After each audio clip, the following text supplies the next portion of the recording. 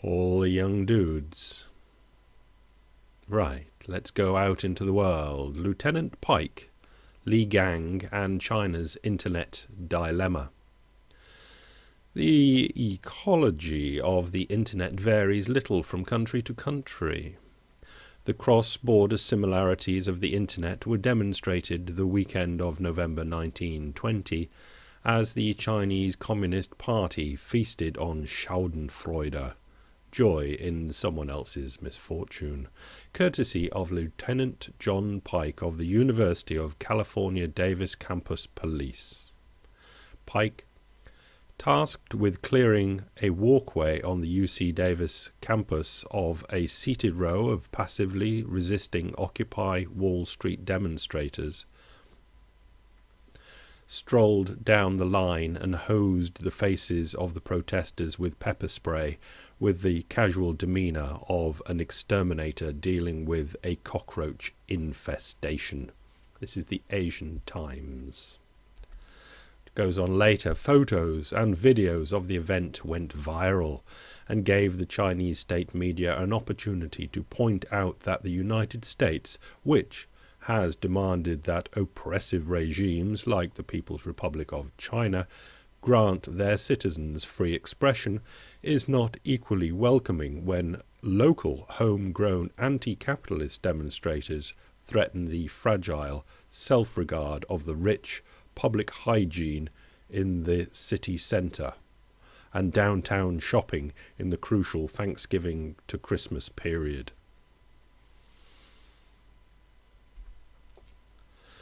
Moving on, US blocks key fund in climate agreement.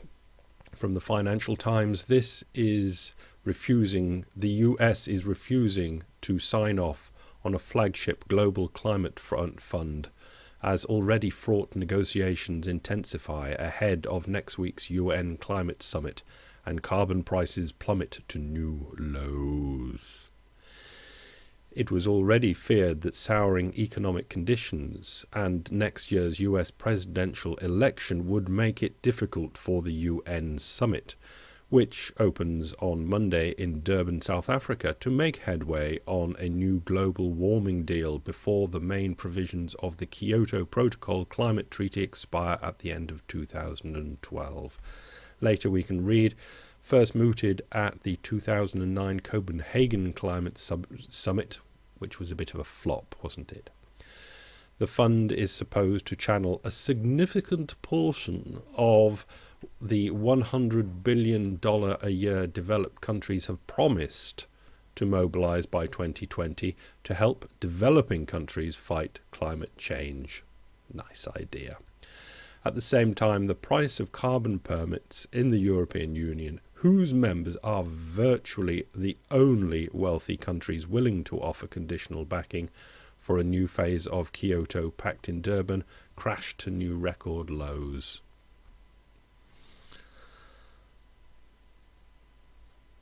Who knows?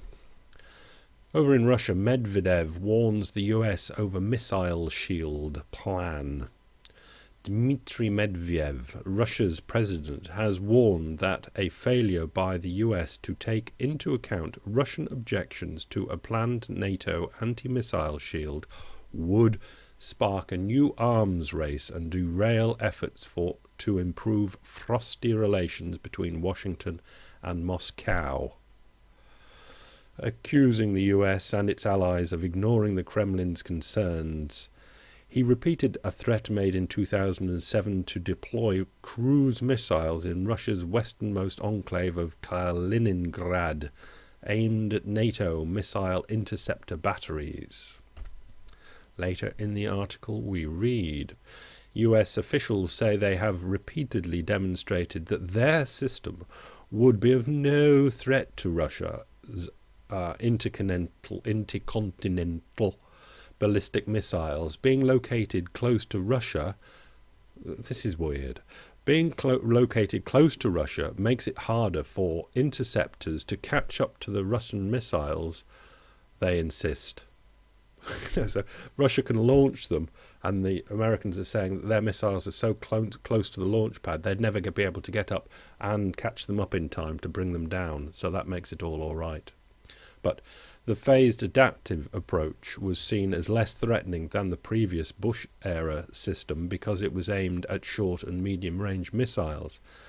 However, Russia is concerned about the last phase of the four-phase program scheduled for deployment in 2020, which would deploy an interceptor capable of shooting down ICBMs, which form the bulk of Russia's nuclear deterrent.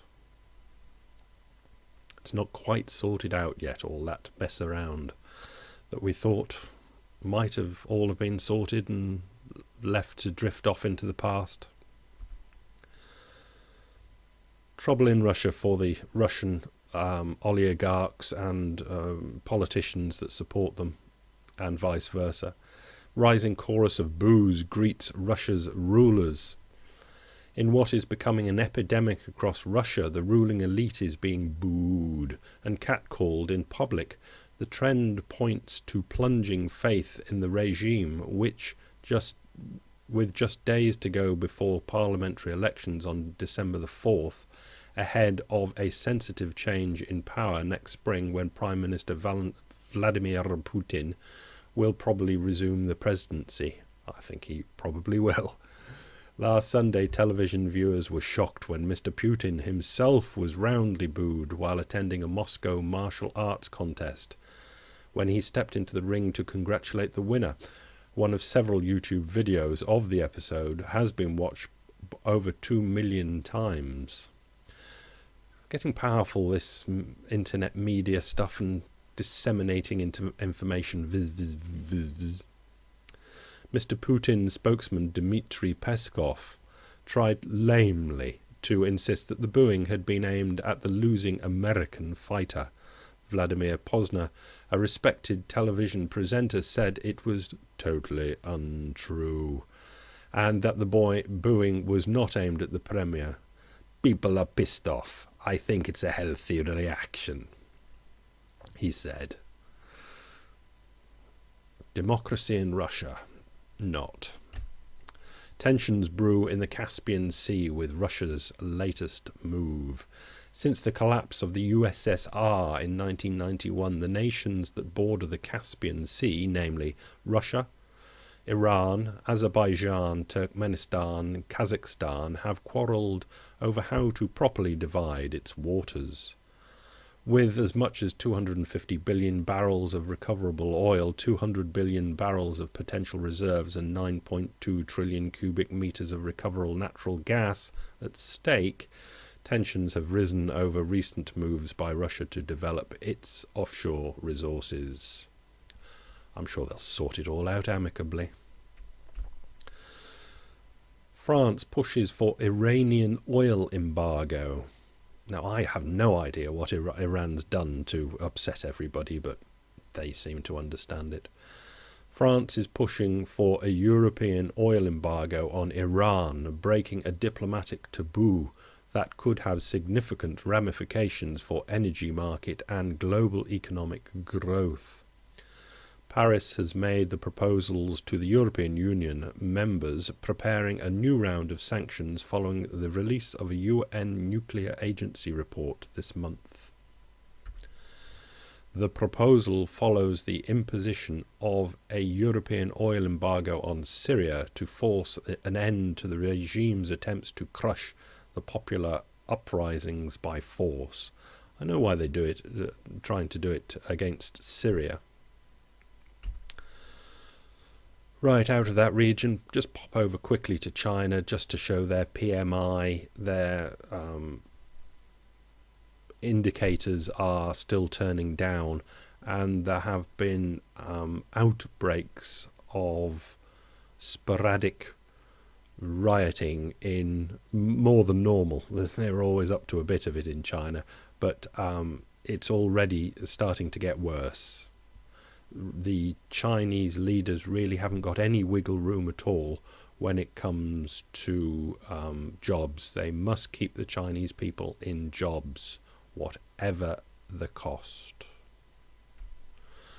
In India, they've got some good news. Food inflation slows because of the global slowdown. It's come just right for them. New Delhi, India's food inflation eased significantly for the third consecutive week, raising expectations of a cool-off in headline inflation, even as a weakening currency threatens to flare up sticky price pressures. And you don't want to flare up in your sticky price pressures, do you?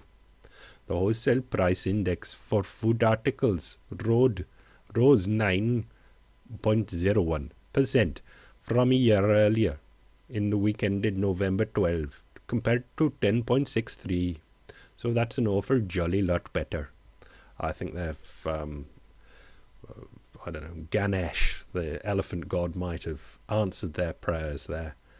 And it's going to be dodgy for them because the inflation pressures were taking off here. They've done lots to bring them down. Now the world economy's getting a bit dodgy. That'll bring them down. They've really got to watch out below. They're going to have to start pulling upwards again before it starts. It's very difficult, this controlling economies thing. Impossible, really. Athens news, finish with this. Government slashes unhealthy, arduous professions list. You will have heard of all the things that they were up to in Greece. It was very silly.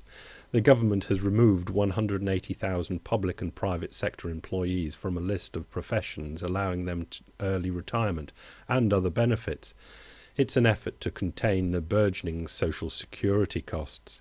A number of professions, including hairdressers and confectioners, have been removed from the list of so-called unhealthy and arduous professions, in a move that slashes the number of potential beneficiaries from 531,000 to 365,000 people.